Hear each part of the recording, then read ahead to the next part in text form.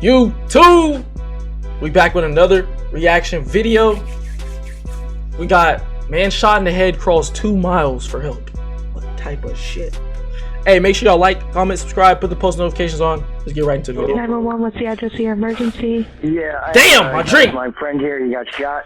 Where is he bleeding from? His head, his face. Looks like he got shot in the back of the head and in the face. That's a typical Tuesday night. I knew this night was cursed. Did they tell you where he got shot through? Yeah. Right nostril, came out back here. Walked 2 miles. Like, Right nostril came out in the back of his head. Yo. When a 911 call reports an alleged shooting in Holly Hill, Florida, police officers are not prepared for the bizarre case that awaits them. In a desperate attempt to seek help, the victim reportedly walked over a mile to his friend's place after being shot in the head.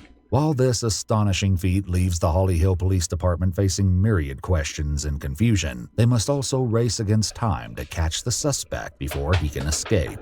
The suspect in question and all persons charged with a crime are presumed innocent unless and until proven guilty in a court of law. Y'all might not even be able to hear this on TikTok, my bad. January 17th, Hold on, drop. Can y'all hear this? 2024, Oh, yeah, officers we are good. dispatched to a house at Harder Drive Hell after yeah. receiving a 911 call from a panicked man about his friend being shot. 911, what's the address of your emergency? Yeah, I have my friend here, he got shot. Yeah, he just woke me up. I was sound asleep and he just knocked on my door and yeah, someone shot him, yeah. Where is the person at? I don't know. He just came knocking on my door, ma'am. Can you get an ambulance here? Yeah, I'm going. Where is he bleeding from? His head, his face. It looks like he got shot in the back of the head and in the face. Are you able Damn. to dry cloth and apply pressure to the areas he's bleeding from? Yeah, and he's kind of bleeding all over. So, and You can't give him something or help him hold something on the bleeding to try to get under control? yeah. Just get an ambulance here, please. Yeah, they're coming. They're on the way. These questions are slowing them down, okay? Okay. Try to He's got his shirt over his face and everything. Okay. Bro, you know what I noticed? A the lot friend- of dispatchers really be having like attitudes, like high key attitude. I be hearing the dispatcher on these 911 calls, and I be like, bro, why you sound like you got an attitude so hard for, bro? What are you talking about? Sir, it's not gonna slow them down. You telling me to hurry them up. I got somebody on my porch with 2 bullet holes in their head. What are you talking about? I don't want to hear that attitude. Fuck. Continues to share more Shit, I horrifying almost details. farted. He reveals something that even leaves the dispatch operator baffled on the other line. But he knows the guy that shot him, so. How? Huh? He knows the guy that shot him. Okay. That's what he said. So What's his name? I don't know the guy's name. When the cops come, they can give him the. Can you ask him in him? the ambulance. What's the guy's name? Chris Hastings. Okay. By getting the shooter's name, the police already have a key to the case. Oh, yeah, something you're that cooked. they usually have to scramble to obtain. How bro's However, still their alive with immediate 2 priority bullet is to holes in his rescue head, the yo? victim before time runs out. New dispatch message. Call type. Person shot. Murder drive. As the officers rush to the location, expecting the worst, they are met with the most unbelievable sight. You want to come out here?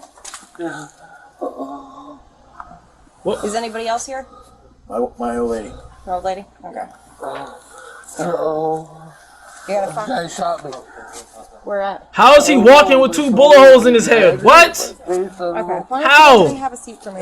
Can we pull a chair out? He got shot in the back of the head and on the side of the face. Can you pull a chair out I for me? walked all the way from Clovis. Do you know who it was? Chris Hastings. How do you know Chris? Yo, get this guy immediate attention. What we talking about? Questioning and shit. He got 2 holes in his head. Miraculously, the 44-year-old victim has not only managed to somehow survive the savage attack, but he's conscious enough to share more astounding details from the incident despite his indescribable pain. We're still trying to figure it out. Give us a minute. So this happened just now? Yeah. How did you get down I here? walked. You walked from Florida?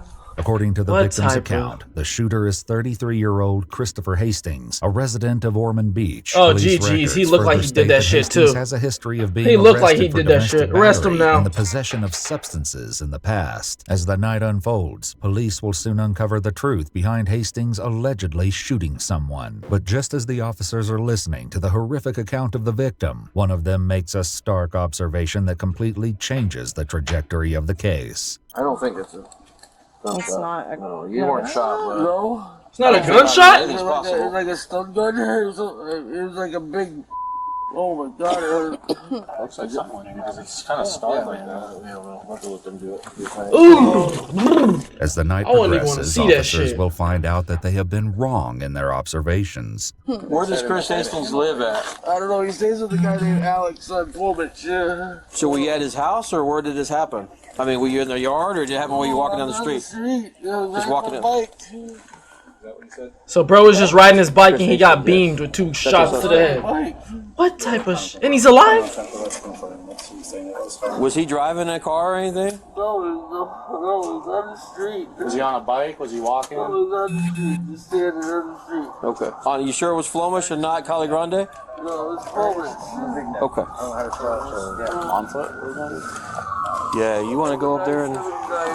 He says on Flomish. As the victim continues to share more information, the police finally find out the motive behind the alleged shooting. How do you know it was Flomish and almost Riverside? I left the bar. You left the I bar? was at Rousey's. So you was at Rousey's, and then you were... I left the bar. Is the ambulance there yet? My Damn. girlfriend's car was there, and I yelled, I was like, what the f? You know, 'cause my girlfriend was there. Officers would Oh, eventually his find girlfriend out was at that the victim and bar. Hastings got into an argument at a friend's place by Riverside that eventually Oh, led Hastings was with his girl. Damn, twin. So he was with your girl and somehow he ended up putting 2 in your head as well. Brother, you're still alive though. That's amazing. Hastings allegedly shooting him, a detail that they're still struggling to confirm when medics arrive. Yeah, he's saying that. I don't know. 21's going to be out there to try to find our victim's bike if we can have a deputy help him out. According to the victim, Chris is on foot. No vehicle involved. Do you have any clothing description of Chris? It was dark. I just heard his voice, and I knew it was Just dark clothing. Does that look like a shot? 84 on the pole, 99 room. You got that? 84 on the pole. Is it exit room, you think? 125 room. Despite collecting substantial information on the case, the question of the victim's cause of injury continues to dominate all conversations. As the officer goes on to record an official statement from the friend, one of the other officers manages to locate Chris Hastings in their system's records and shares accurate details about his description. 14, he's a heavyset white man with a goatee, dark hair, kind of balding. On the other hand, the officer who had left to look for the victim's bike has some news to share. 21 Central. On the bike? I'm out with the bike at 108 Flumich. If I get another car to block off the western side of Flumich a little bit.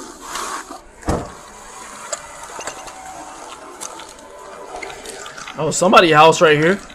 They definitely had to hear gunshots if he shot him. I'm just going to block off like 30 feet from each side of the bike and put up tape for now.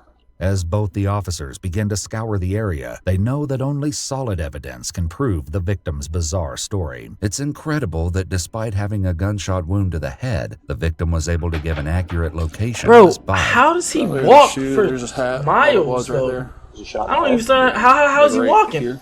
And then a leg. So he just said this guy he knows just walked up and shot him? Yeah. Are you serious? He say there's a couple units in front of him? Yeah, it's 37 on them. I'm trying to find a casing. As the officers struggle to locate the ever-evasive casing, one of their leads receives an update that changes the course of the case yet again. 10-4 Central, WC2. I copy, I'm aware. Thank you. The police had managed to locate Christopher Hastings within 8 minutes of the initial report. Hands on top of your face! Do it now! If you anything other than we tell you what to do, you will be shot. Whoa, what's wrong, brother? What'd I do? Cool. Got it. What did I do? What did I do, brother?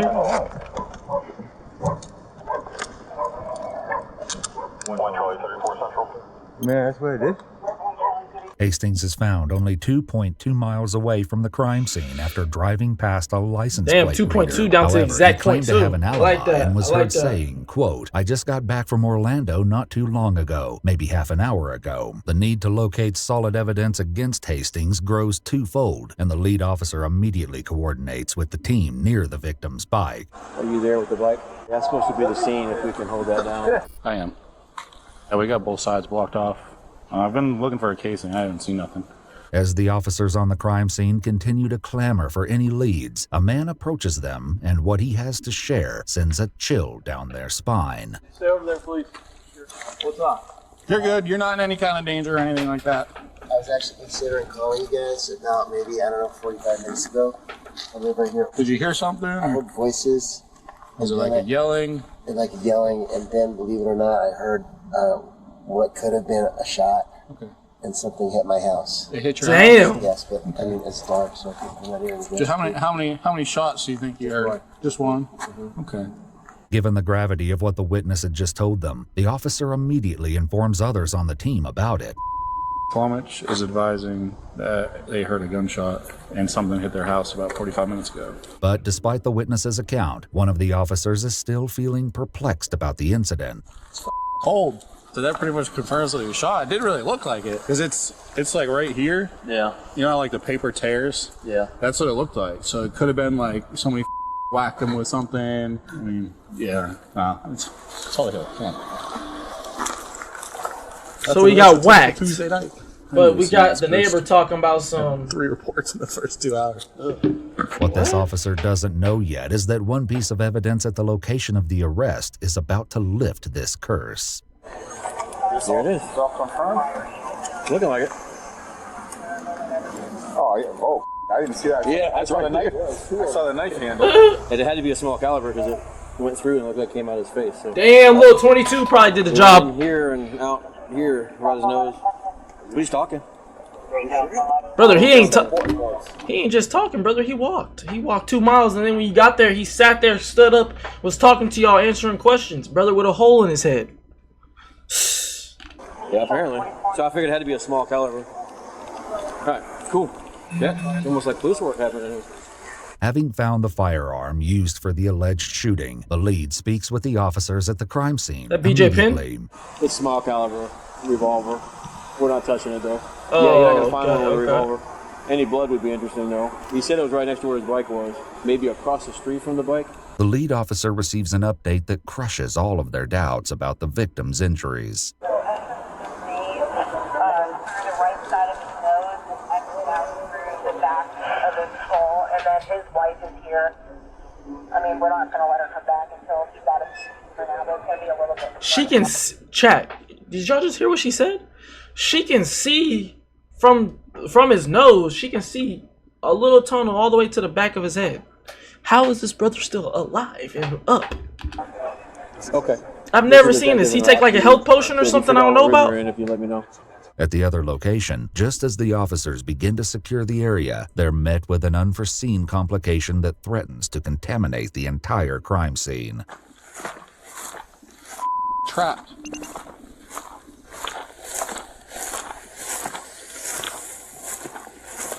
Is that one hitting? No. It's not hitting it. No.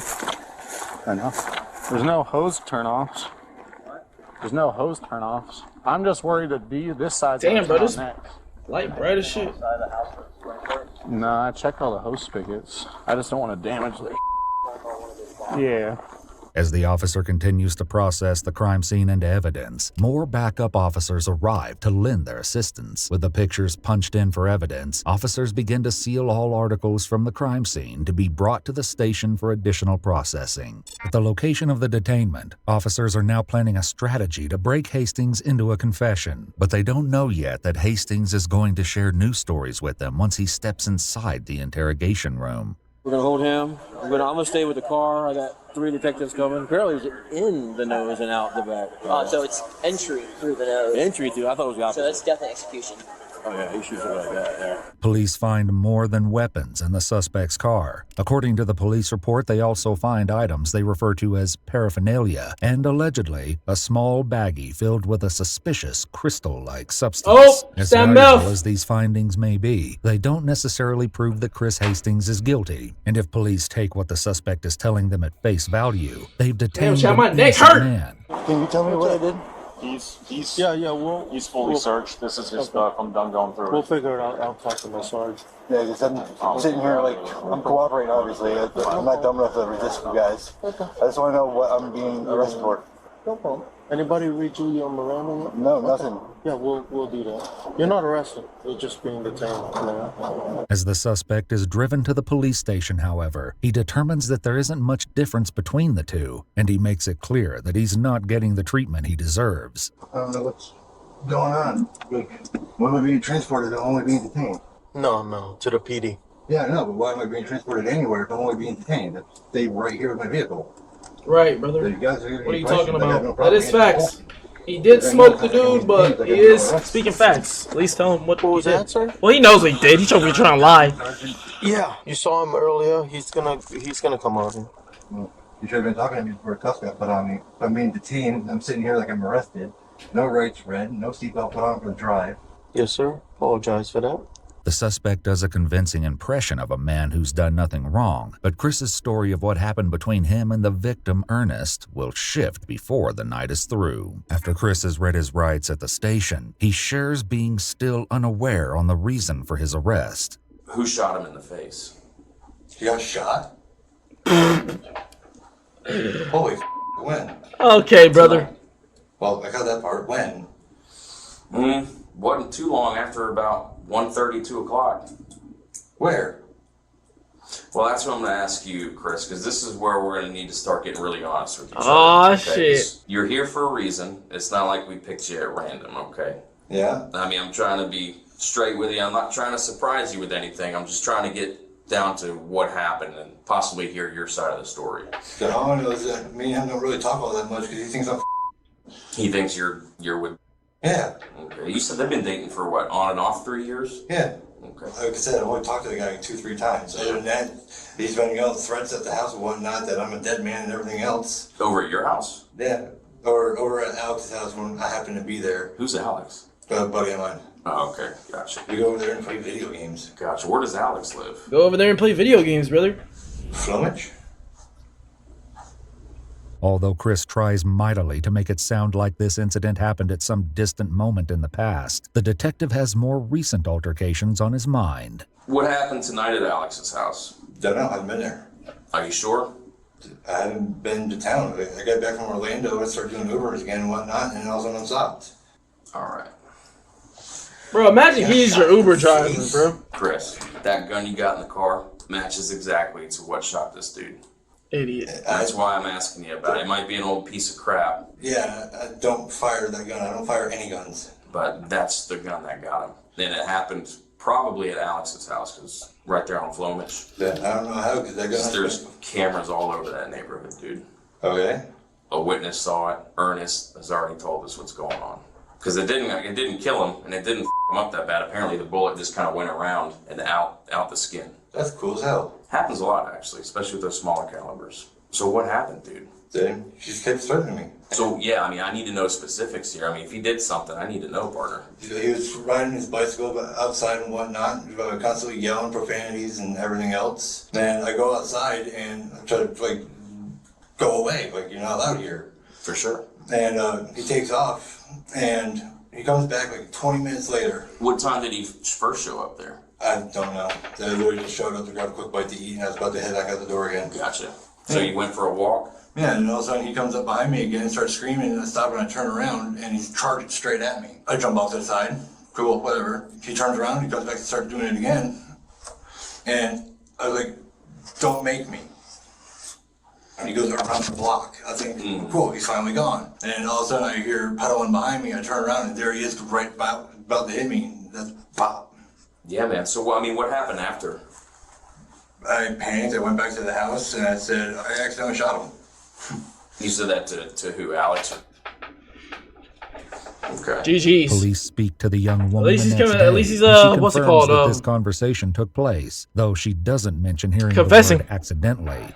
As oblivious as Chris claims to be about how things escalated that night, police find evidence on his phone that tells a different story. In a message to his friend roughly 4 months earlier, Chris says he's dating the beautiful girl at the center of this romantic dispute, but says that her ex is causing headaches. Chris goes on to say, quote, "It'll be handled soon enough." Chris remains insistent that he's only now learning the shocking news that he shot Ernest, but that doesn't quite jibe with what other witnesses heard. The young woman tells police that she could hear Ernest screaming after the gunshot, and of course, the neighbor had a similar story. Did you hear what they were yelling about? It wasn't really words, it was more like just screaming.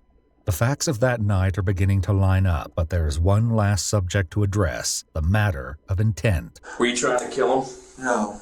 I didn't even want to hit him. I just wanted to scare him. I didn't even really know it was loaded until after popped off. And that's when I panicked and I went back inside and I got my keys and got in my car and just drove. So when you pulled the trigger, you're just expecting to hear like a click to scare him? Yeah. I wasn't even planning on pulling the trigger. I was just hoping like the sight of it would be enough to deter him, like, go away. And when he startled me from behind, I just turned and... But he's gonna be alright, right? Well, I don't know. I mean, well, he got a hole through his skull. I didn't actually go to the hospital to really see him. I just, seen pictures of him and stuff. I don't know how to handle him. If he dies, I don't know how I'd handle having a death on my conscience. Until the end, Chris sticks with his story that he never meant to hurt Ernest, much less kill him. However, this claim won't be enough to prevent Detective Barrett from officially putting him under arrest. All right, Chris. So, like I said, you're going to be charged, okay? Given the circumstances and everything thus far, and just what the evidence is showing, at this time, it's going to be an attempted murder charge, okay? That doesn't mean that's what's going to fly down the road, but that's what's going to be booked into jail, okay? Do you understand that? Yeah, close to what was happening. All right. All right, man. Hastings has been squared away for the time being, but the investigation continues. An officer tries to speak with the victim at the hospital, but the overwhelming pain prevents Ernest from giving her a thorough interview. Hey, I'm Austin McCork with the Holly Hill Police Department. Can you run me through what happened? I know you're in a lot of pain. We've got him in custody, okay?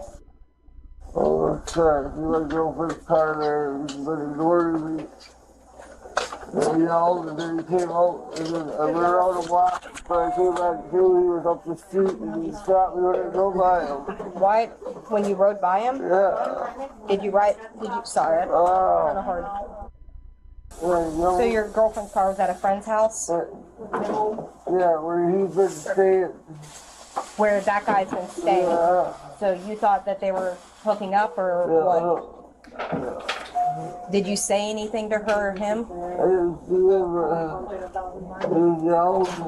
Meanwhile, the search for physical evidence it was about his girl, pretty much. Bro said he saw his girl's car at his house, so he pulled up, seen what was going on. Dude got pissed for some reason, came out, shot him in the head. Again, and the garbage can somehow he's alive. A dirty job that leads to frustration. What are they looking for? Like cigarette butt, right? Whatever that is, or whatever, I don't know. That cylindrical or anything? Yeah. I see it, dude. I'm lying. I don't know why. I would charge him now with this. Despite Chris's insistence that the casing would either be found on Flomich or the parking lot, police are unable to locate it. But as challenging as this strange case has been for each one of them, the lasting impression left on the officers that night will likely be the victim's extraordinary resilience. You got all the blood right there, and it trails down. You can see where he kind of laid and rolled. And then he got up. He walked with one shoe all the way to Marina Grande. With did they tell you where he got shot through? Yeah. Right nostril came out back here. Walked 2 miles. I guess he's drunk as though, so that'll help. Yeah, that's... So he was maybe... So he was going this way. Yeah. I think he was going home after fishing. Hold on, chat. After a brief hospitalization, getting the phone call. Ernest recovered enough to meet with police at the station 6 days later. At that time, he admitted to yelling at his girlfriend from the street on the night of the incident. He alleged that when he rode his bike past the house a second time, Chris Hastings emerged from the shadows and shot him in the face. Damn! As of today, Ernie has made a complete recovery following the incident. He's grateful for what he has and spends more time with his children.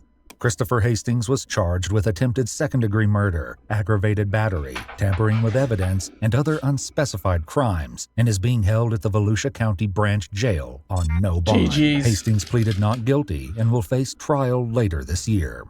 GG's, he's cooked. W video, chat. YouTube, make sure y'all like, comment, subscribe, put the post notifications on. We dropping every single day. But you already know I'm out here. Peace.